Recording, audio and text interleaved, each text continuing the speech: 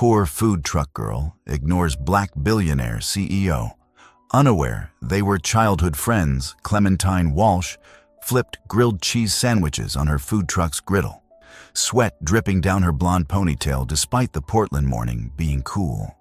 Clemmy's Comfort Kitchen had been parked on this downtown corner for 3 years, serving elevated comfort food to office workers, tourists, and anyone who appreciated a damn good sandwich.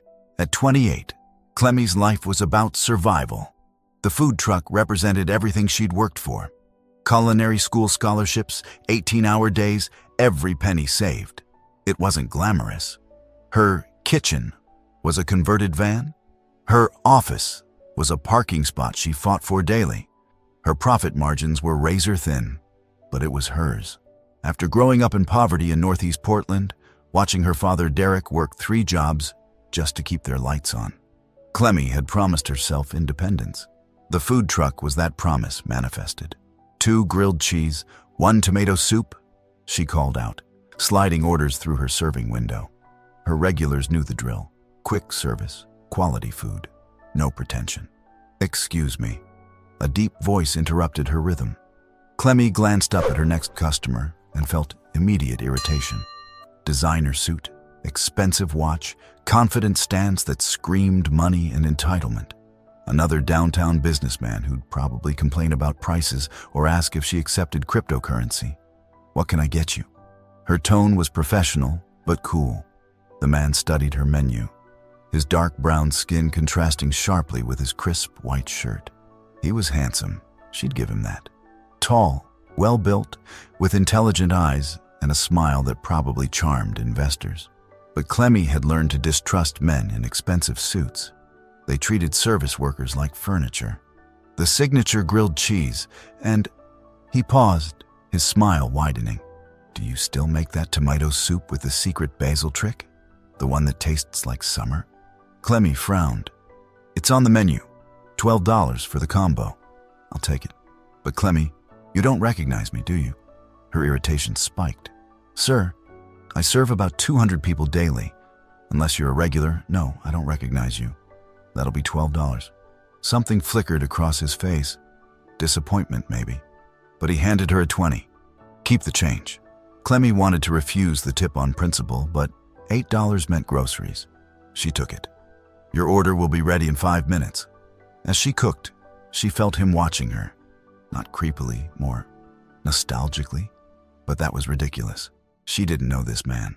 What Clemmy didn't know, couldn't know, was that Thaddeus Morrison had been searching for her for 3 years. That the boy she'd known as Teddy, from ages 8 to 12, had become a billionaire CEO. That he'd never forgotten the girl who'd shared her lunch when his family had nothing. That finding her again felt like coming home. But she'd looked right through him. Didn't recognize the skinny black boy from apartment 4B who'd been her best friend for 4 crucial years. And Thad realized with sinking clarity, he'd have to earn her attention all over again. 8-year-old Clementine Walsh sat on the apartment complex's front steps, carefully dividing her peanut butter sandwich into equal halves. Mama always packed lunch, but Clemmy had noticed the new family in 4B, especially the skinny black boy who played alone in the courtyard. "Hi." She approached him, holding out half her sandwich. "I'm Clemmy, you're new." The boy looked at the sandwich like it was treasure. "I'm Teddy. We just moved here from Seattle." "Why'd you move?" "Dad lost his job. Mom says it's temporary, but..." Teddy shrugged, trying to seem brave despite fear in his eyes.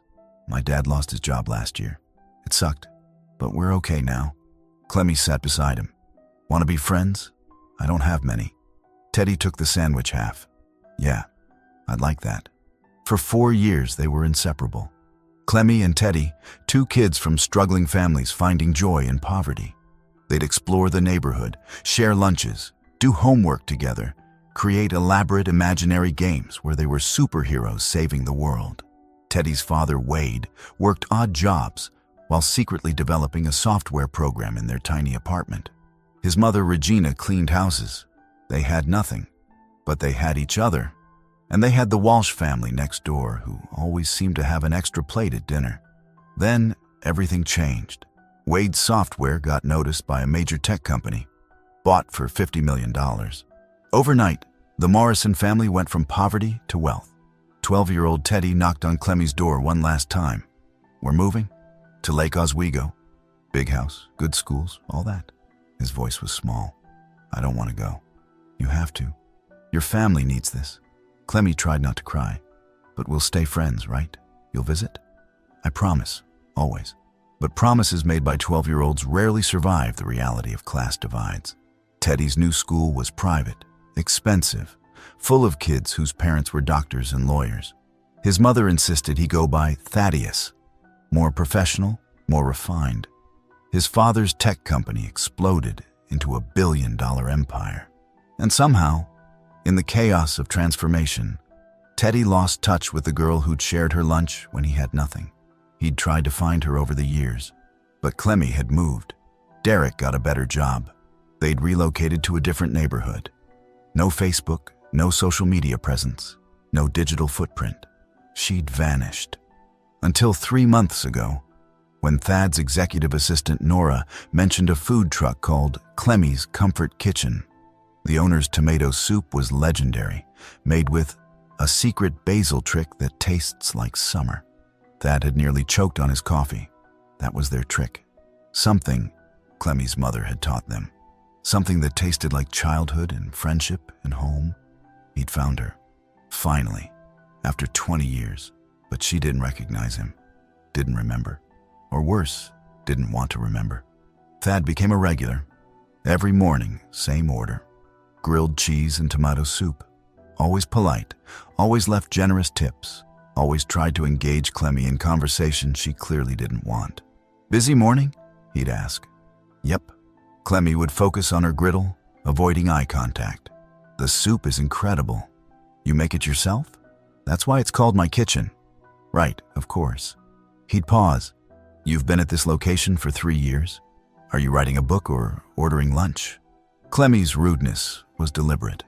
She'd learned that wealthy customers who lingered usually wanted something. Personal information, free food, or worse, charity case stories they could share at dinner parties. This Thaddeus Morrison, she'd seen his name on his credit card, was probably no different. But he kept coming back, day after day, week after week, always polite despite her coldness, always tipping well, always looking at her like he was trying to solve a puzzle. "You need to stop encouraging him," Chef Marco De Luca told her one afternoon. Marco ran the Italian food truck 3 spots down and had become her mentor and friend. That man's clearly interested. He's a rich businessman, probably married with kids, slumming it with the food truck girl for excitement. Or he's genuinely interested in your food. My food or me? Would either be so terrible? Clemmy flipped a sandwich with more force than necessary. "Marco, I don't have time for romance. Especially not with some CEO who probably thinks poverty is when the yacht needs repairs. You're judging him pretty harshly for someone you don't know. I know his type. Designer suits, expensive watches, confidence that comes from never struggling. He's not my people." What Clemmy didn't say, what she barely admitted to herself, was that Thaddeus Morrison made her uncomfortable in ways that had nothing to do with class. He looked at her like she mattered, like she was more than the food truck girl, like he saw something in her that others missed. And that terrified her, because hoping for more than survival had only led to disappointment. The breakthrough came during Portland's annual food truck festival. Clemmy had been looking forward to this for months. 3 days of non-stop business, networking with other vendors, potential investors looking for expansion opportunities. She'd even convinced her younger sister Becca to help out, giving them rare time together. "Clemmy, that hot suit guy is here again," Becca announced, grinning. At 24, Becca was still idealistic about romance. And he brought friends, important-looking friends. Clemmy glanced over. Thaddeus stood with 2 other people, a sharply dressed woman, Nora, his assistant, though Clemmy didn't know that, and another black man in casual but expensive clothes, Luther Kane, his COO and childhood friend. "Great. Can you handle them? I need to prep more soup." "You're avoiding him." "I'm working." But Becca was already taking their order, chatting easily while Clemmy pretended to be absorbed in cooking. She couldn't help overhearing, though. Your friend has incredible food, Nora was saying. Thad's been raving about this place for weeks. It's good, Luther agreed. Then, louder, clearly addressing Clemmy. Hey, Teddy, isn't this like that soup your neighbor used to make? What was her name? Clementine something? Clemmy froze. Teddy. That name echoed through her mind, dragging memories with it. A skinny black boy with a gap-toothed smile. Her best friend, the one who'd promised to stay in touch and then vanished into wealth. She turned slowly, really looking at Thaddeus Morrison for the first time, past the expensive suit and CEO confidence, looking for the 8-year-old boy who'd played superheroes in apartment courtyards. Their eyes met. She saw recognition dawn in his, saw him realize she'd finally made the connection. Teddy? Her voice was barely a whisper. Hey, Clemmy. Thad's smile was tentative, hopeful, long time. The serving window suddenly felt like a chasm. 20 years of separation, of different worlds, of broken promises. Becca looked between them, confused. Nora and Luther exchanged knowing glances. You? Clemmy's mind raced. You've been coming here for weeks. You knew who I was, and you didn't say anything? I said something every day. You just didn't recognize me. Because you're not Teddy anymore. You're Thaddeus Morrison, Billionaire CEO. Her voice carried accusation. When were you going to tell me? Or was this fun for you, watching the poor girl not realize her childhood friend became successful? It wasn't like that. Then what was it like? Clemmy's hurt was bleeding through as anger. You disappeared, Teddy. You promised we'd stay friends. Then nothing. 20 years of nothing. And now you show up at my food truck like it's no big deal? Thad's expression crumbled. Clemmy, I tried to find you. After we moved, I asked my parents if we could visit. They said it was better to make a clean break. New life, new friends, new everything. I was 12. I didn't have a choice. And after? When you were older? When you had resources? I looked. For years. But you'd moved. No social media. No digital footprint. You vanished. His voice was raw with old hurt. Finding you 3 months ago felt like a miracle. But you looked at me like I was just another customer. How was I supposed to introduce myself? Hi, I'm the childhood friend you've completely forgotten. I didn't forget you. The words exploded from Clemmy. I thought about Teddy all the time. Wondered where you were. If you were okay. If you ever thought about me. But you became Thaddeus. Became someone unreachable. And I was still just... Clemmy. The food truck festival crowd was staring now. Becca had tears in her eyes. Luther and Nora looked uncomfortable. Can we talk? Thad asked quietly. Somewhere private, please? Clemmy wanted to refuse, wanted to protect herself from the inevitable disappointment. But she also wanted answers, wanted to understand how Teddy became Thaddeus, wanted to know if any part of her childhood friend remained. After the festival, tonight. But Teddy, Thad, whatever you call yourself now, don't expect everything to be okay just because you found me. 20 years is a long time. I know. But Clemmy, I never stopped being your friend, even when you didn't know I was there. They met at a quiet park after the festival ended. Clemmy was exhausted. Physically from the long day, emotionally from the upheaval of recognition. Thad had changed into jeans and a sweater, looking more like the boy she remembered and less like the intimidating CEO. Start from the beginning, Clemmy said, sitting on a bench at a careful distance. Everything that happened after you left. Thad told her everything. About the culture shock of going from poverty to wealth. About his new private school where kids had never experienced struggle. About his mother insisting he go by Thaddeus. Teddy sounds childish. You need to match your new opportunities. I hated it, he admitted. Hated the big house and the nice clothes and the kids who'd never shared a sandwich because someone didn't have lunch. I wanted to come back, wanted to find you. But my parents said it would be confusing to maintain relationships from the old neighborhood. Translation, they didn't want you associating with poor people anymore. I don't think they meant it that way. They were trying to fit in too, terrified of losing everything, of going back to nothing. Thad's voice was heavy. But yeah, the effect was the same. I lost you, lost that whole part of my life. What about later? College? Adulthood? I looked. Went back to our old apartment complex when I was 18. building had been demolished. Tried finding your family through public records, but Walsh is a common name, and I didn't know your dad's first name. I had nothing to go on except memories of an 8-year-old girl who shared her lunch. Clemmy softened slightly. I wondered about you too, especially when things were hard. I'd think about Teddy and wonder if you'd become someone important. Looks like you did.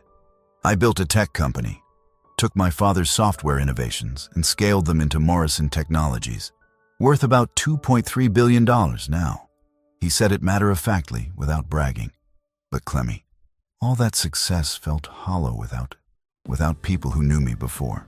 Who knew Teddy, not Thaddeus? Is that why you kept coming to my food truck?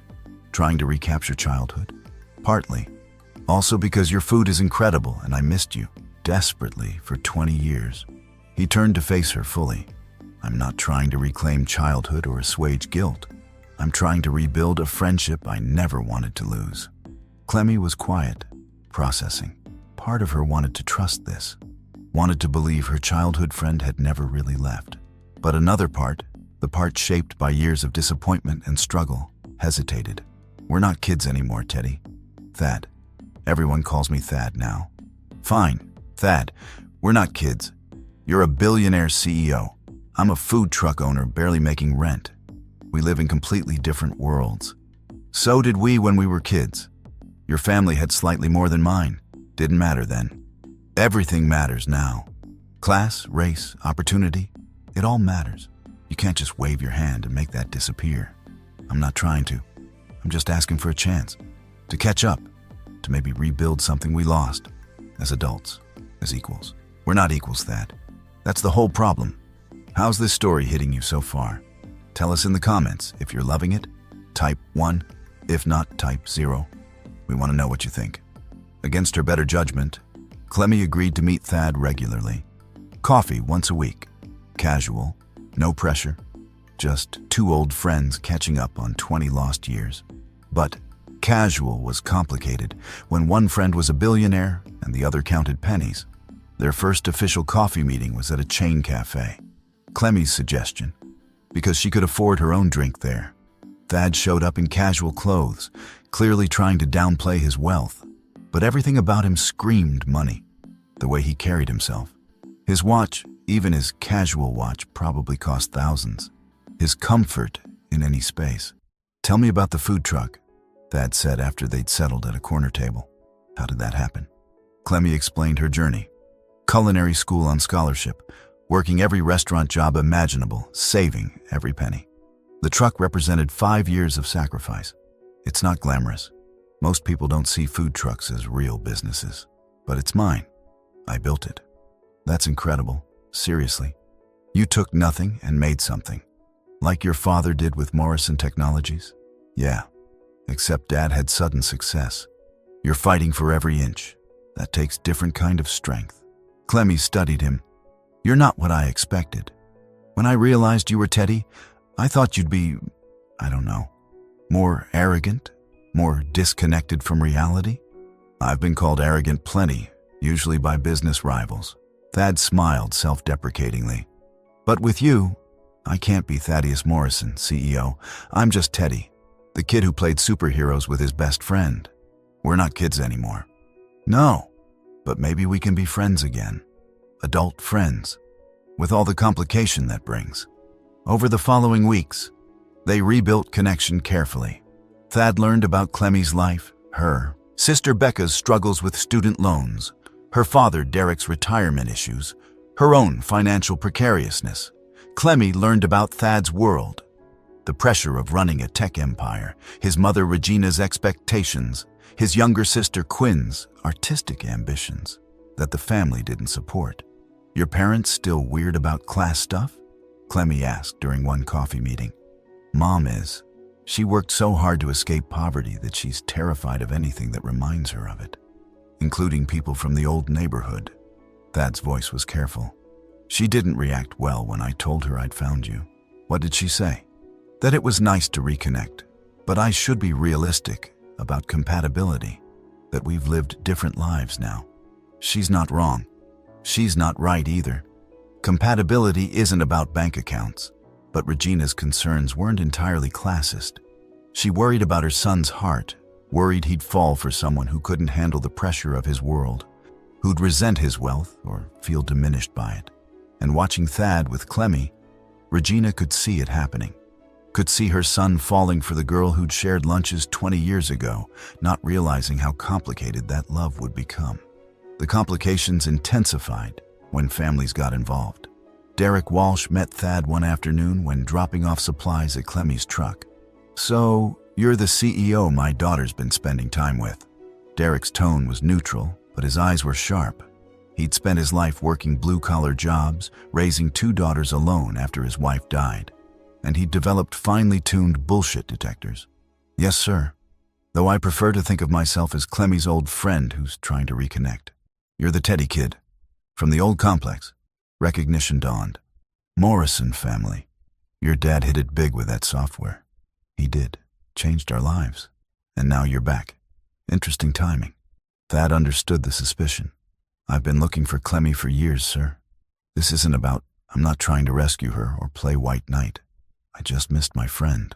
She doesn't need rescuing. Built that food truck herself. She's stronger than people think." "I know. It's one of the things I've always admired about her." Derek studied him, this polished black man who'd gone from poverty to billions, now courting his daughter with coffee dates and careful attention. "You hurt her once, leaving without staying in touch. I remember how sad she was. Don't do that again." "I won't, I promise." Meeting Thad's family was equally complicated. Regina Morrison lived in a Lake Oswego mansion that made Clemmy feel like she'd accidentally wandered onto a movie set. Everything was pristine, expensive, carefully curated. "Clementine." Regina's greeting was polite but cool. "Thaddeus has told me so much about your childhood friendship. I hope good things." "Of course. Though I must admit, I'm surprised at how different your circumstances are now." The implication was clear. Clemmy lifted her chin. "We've both worked hard. Thad built a tech company. I built a food truck business. Different scales, same principles, I suppose." Regina's smile didn't reach her eyes. "Though I do worry about the challenges of reconnecting after so long. You've led such different lives." Quinn, Thad's 19-year-old sister, was more welcoming. "Oh my God, you're the lunch girl. Thad's told me about you. You sound amazing." "The lunch girl?" "He said you always shared your food when his family didn't have enough, that you were the kindest person he knew as a kid." Quinn's enthusiasm was genuine. "I'm glad he found you again." Luther Kane, Thad's COO and childhood friend, pulled Clemmy aside during the awkward family dinner. "Regina's protective. Probably seems like she's judging you." "She is judging me." "Yeah, a bit. But it's not personal. She's terrified of Thad getting hurt, of someone using him for his money or resenting him for his success. She's seen it happen. I'm not using him. I know, but you'll have to prove that. To her and to the world." Luther's voice was kind, but honest. "Dating a billionaire, even one you knew as a kid, comes with scrutiny. People will make assumptions about both of you." Clemmy had already experienced some of that. Once word spread that she was seeing Thaddeus Morrison, other food truck vendors treated her differently. Some supportive, others suspicious. Was she getting special treatment? Using connections for business advantages? Shanice Roberts, the Food Truck Association president, cornered her at a meeting. "You and Morrison, that's interesting. We're childhood friends reconnecting. Is that all?" "Yes." But even as Clemmy said it, she knew it wasn't entirely true. Because somewhere between coffee meetings and shared memories, friendship had started feeling like something more. The shift happened gradually. Coffee meetings turned into dinners. Dinners turned into long walks talking about everything. Thad would show up at Clemmy's truck during slow periods, helping when she'd allow it, making her laugh with terrible jokes. "I'm falling for you," Thad admitted one evening as they walked along the Willamette River. "I don't know if that's okay to say, if it's too soon or inappropriate given our history. But Clemmy, I'm falling for you." Her heart hammered. "Thad, you don't have to say anything back. I just needed you to know that this isn't just nostalgia or friendship. I'm in love with the woman you've become. This is complicated. I know. You're a billionaire. I'm barely solvent. People will say terrible things, that I'm using you, that you're slumming it, that we're some kind of charity case romance. Let them talk. Easy for you to say. You can ignore gossip. I live in the world where people's opinions matter, where reputation affects business, where... Clemmy stopped, frustrated. I can't just decide to love you and have everything work out. Life doesn't work that way. I'm not asking for everything to work out. I'm asking if you feel something too. Because if you do, we can figure out the rest. Together. Clemmy wanted to lie, wanted to protect herself from inevitable heartbreak, but she'd never been good at lying to Teddy. I feel something. Have for weeks. But Thad, I'm scared. Scared of your world, scared of not being enough, scared of losing you again. You won't lose me. I promise. You promised that when we were 12. Then I didn't see you for 20 years. The accusation hung between them. Thad flinched. You're right. I promised, and then I disappeared. I was 12 and powerless. But that doesn't change the fact that I hurt you. So how do I prove that this time is different? I don't know. Maybe you can't. Maybe some broken things stay broken. Or maybe we build something new. Not recapturing childhood, building adult love, with all the complications and challenges and beauty that brings. Clemmy looked at him, really looked at the man Teddy had become. Successful, yes, but also kind. Principled, willing to fight for what mattered. And what seemed to matter most to him was her. Okay, we try. But Thad, if this doesn't work, if the class difference or the scrutiny or the complications become too much, we end it cleanly. No ghosting, no promises we can't keep. Deal. But Clemmy, it's going to work. I'll make sure of it. He kissed her then, soft, sweet, full of 20 years of missing each other and hope for the future. And for the first time since recognizing Teddy and her food truck customer, Clemmy let herself believe that maybe, just maybe, childhood friendships could transform into adult love. Going public with their relationship triggered exactly the backlash they'd feared.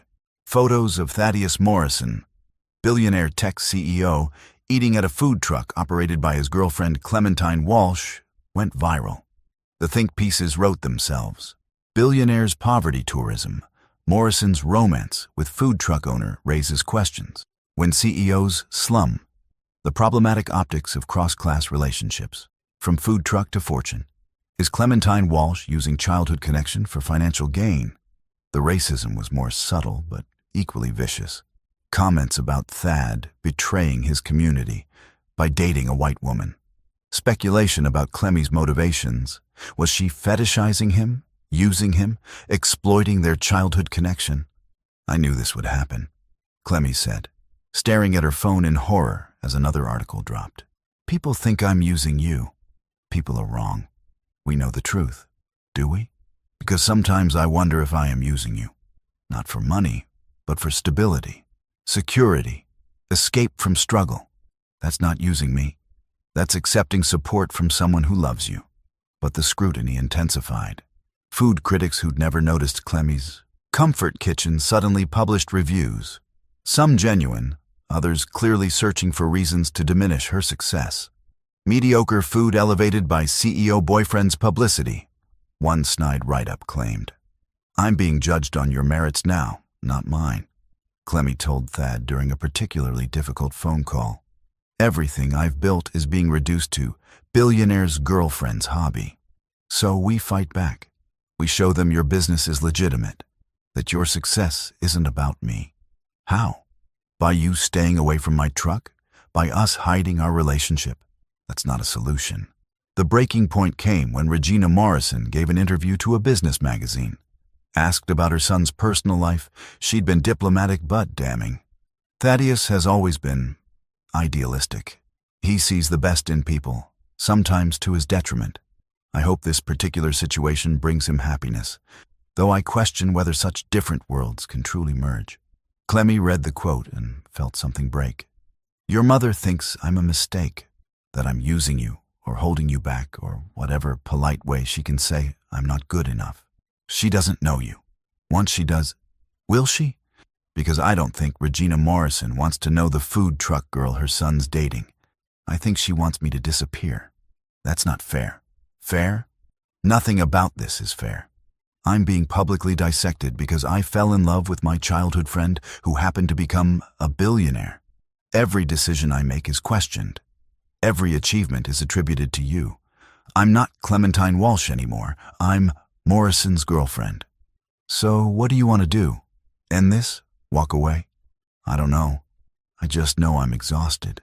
Tired of fighting to prove I'm not what people assume. Tired of your world treating me like an outsider. Tired of feeling like I'm not enough? Thad pulled her close despite her resistance. You're enough. More than enough. And anyone who can't see that is blind. Including your mother? Especially my mother. Thad knew words wouldn't fix this. He needed to show Clemmy and everyone else that their relationship was real, equal, built on genuine love rather than convenience or nostalgia. He started by restructuring his relationship with Morrison Technologies. He made Luther Kane co-CEO, sharing responsibilities and decision-making. I've been doing this alone too long. Time to build collaborative leadership. Then he invested in Clemmy's business, not as a boyfriend, but through his company's small business initiative. Clemmy's Comfort Kitchen receives a $100,000 grant to expand operations, hire staff, and potentially open a brick-and-mortar location. This grant is awarded based on business merit, projected growth, and community impact. Other food truck vendors receive similar grants. Shanice Roberts' Caribbean Fusion Truck, Chef Marco's Italian operation, 5 others. Clemmy's wasn't special treatment. It was part of a legitimate program supporting Portland's food scene. You didn't have to do this, Clemmy said when Thad explained the grant. I didn't do it for you. I did it for Portland's culinary community. That you benefit is just good fortune. Bullshit. You did this to prove I'm legitimate. I did this to give you the resources your talent deserves. What you do with them is entirely up to you. But Thad's biggest gesture was public.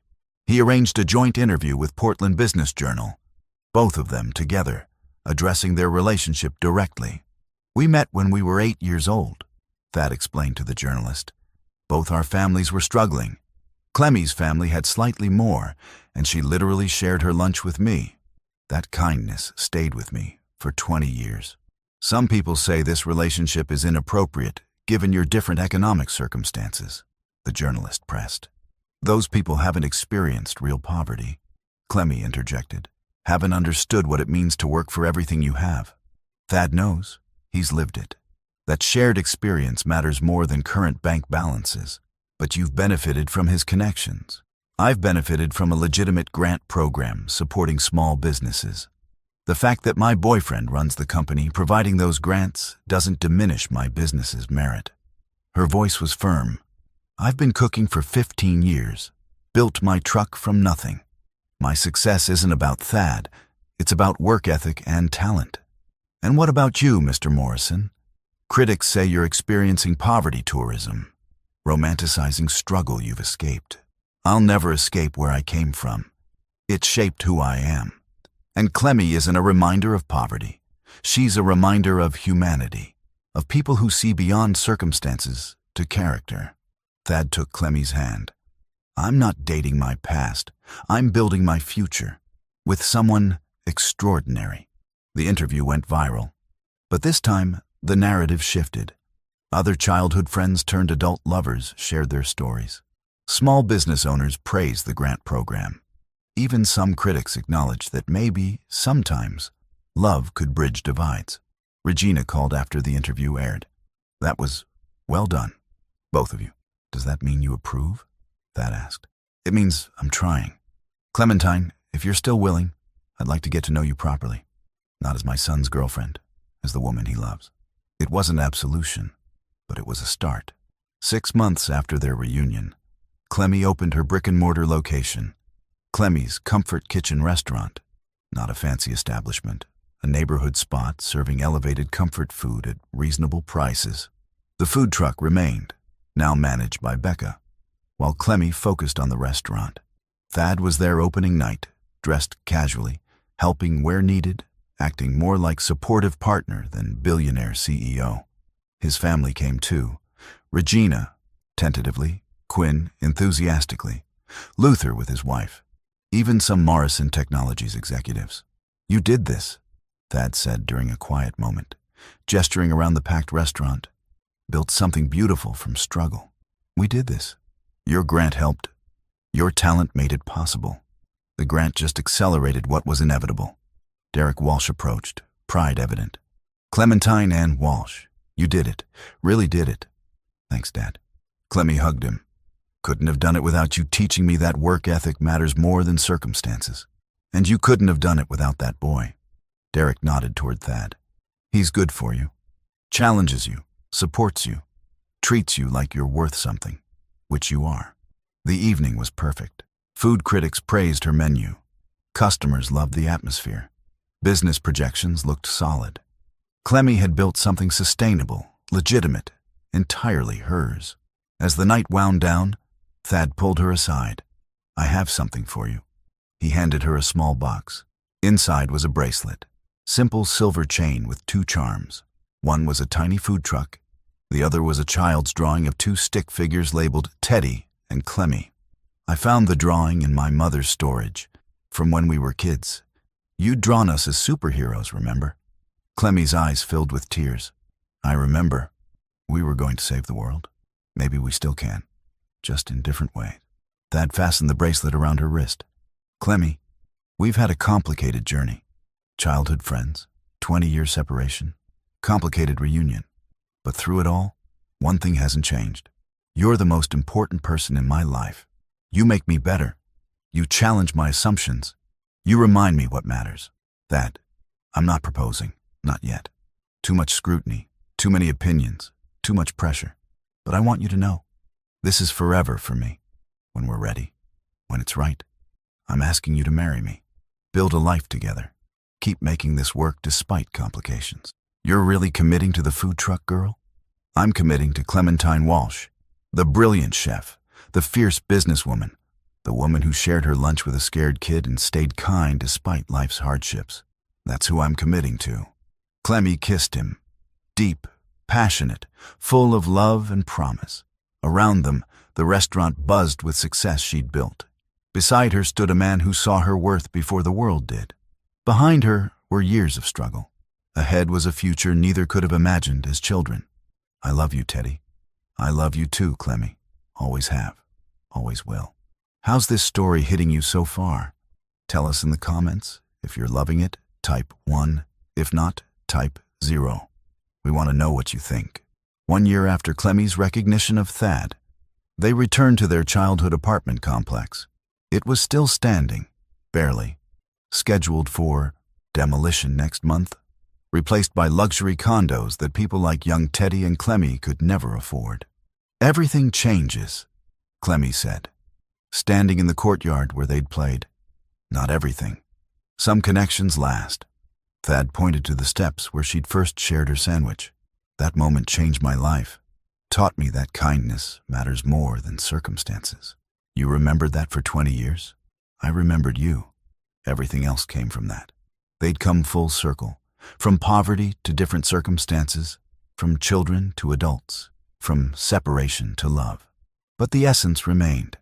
2 people who saw each other's worth before the world told them what they should value. Judge Howard Bennett, who'd worked with Thad's family foundation, had agreed to speak at the apartment complex's farewell ceremony. Places like this, they're not just buildings. They're where communities form. Where kids like Thaddeus Morrison and Clementine Walsh became friends despite having nothing. Where humanity flourished in the cracks of poverty. Shanice Roberts, now running the Food Truck Association with grant support, added, and those kids grew up, became successful in different ways, but never forgot where they came from. That's the real story. Not rags to riches, but remembering your roots while building your future. After the ceremony, Thad and Clemmy walked to her truck, still operating, now as a heritage location more than necessity. She made him grilled cheese and tomato soup, the same meal he'd ordered every day for weeks before she recognized him. Still tastes like summer, Thad said. That's the basil trick, my mom's secret. I know. I remembered. They ate in comfortable silence. 20 years of separation, bridged by food and love, and commitment to seeing each other truly. Around them, Portland continued its complicated dance of change and preservation. But in this moment, they were just Teddy and Clemmy again. Two friends who'd found each other against impossible odds. "Think we'll make it?" Clemmy asked. "Long term, despite everything, we've already made it. Everything else is just details. Pretty big details. Your mother still questions whether I'm appropriate. My friends worry you'll get bored with normal life. Society has opinions about interracial couples. Class differences don't disappear because we love each other. No, they don't. But Clemmy, we're not 12 anymore. We're adults who've chosen each other knowing exactly how complicated it is. That choice, making it every day despite challenges, that's what makes us work." Very philosophical for a tech CEO. I learned from the best. A food truck owner who taught me that worth isn't measured by bank accounts. Clemmy leaned against him, watching her childhood neighborhood prepare for demolition and rebirth. Some things ended. Some things transformed. Some things, like the bond between a girl who shared her lunch and a boy who never forgot, lasted forever. "Hey, Teddy?" "Yeah, Clemmy? Thanks for finding me. Thanks for being worth finding." They sat together as the sun set. Two people who'd started with nothing, built different versions of success, and ultimately found that the greatest success was each other. Not because money didn't matter. It did. Not because their different circumstances were easy to navigate. They weren't. But because some friendships, some loves, some connections transcend circumstances. Because sharing a sandwich at age 8 could change the trajectory of 2 lives. Because the humble janitor, the food truck owner, the people society overlooked often held the most valuable lessons about what made life worth living. Thaddeus Morrison had searched for Clementine Walsh for 20 years. When he finally found her, she'd ignored him, seeing just another wealthy businessman, not her childhood friend. But once she'd recognized Teddy beneath the suit and success, everything changed. They'd built something neither could have alone. A love that acknowledged differences while transcending them. A partnership that challenged assumptions about class, race, and opportunity. They'd started as children with nothing, became adults with everything, and learned that the most valuable thing they'd ever possessed was each other.